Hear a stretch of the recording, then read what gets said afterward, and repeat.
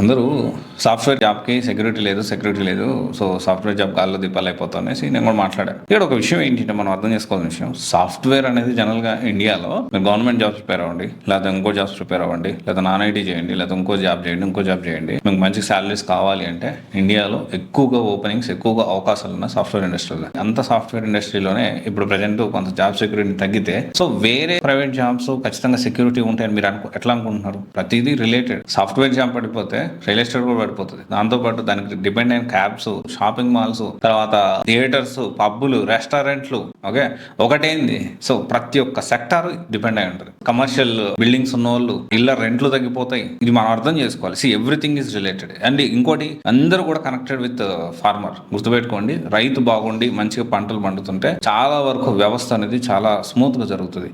రైతు కానీ ఇబ్బంది పడుతున్నారంటే ఖచ్చితంగా మొత్తం అందరూ ఇబ్బంది పడతారు. ఇది రియాలిటీ. నేను ఇది ప్రాక్టికల్ గా ఎక్స్పీరియన్స్ చేశాను. సో కావాలంటే మీరు కూడా ఒకసారి కనుక్కోండి. మీ ఊళ్ళల్లో ఉన్నారు కదా, సో వాళ్ళు మంచిగా పంట పండుతుంది, మంచిగా వెళ్తుంది అంటే, సో డెఫినెట్లీ భారతదేశం మొత్తం సిస్టమ్ అనేది చాలా స్మూత్ రన్ అవుతుంది. అండ్ అలాగే సాఫ్ట్వేర్స్ కూడా. సో సాఫ్ట్వేర్ జాబ్కే సెక్యూరిటీ లేదంటే వేరే జాబ్ సెక్యూరిటీ ఉంటుందని మీరు అనుకోవద్దు. సో అన్ని ఇండస్ట్రీస్ మీద ఇంపాక్ట్ అనేది ఉంటుంది.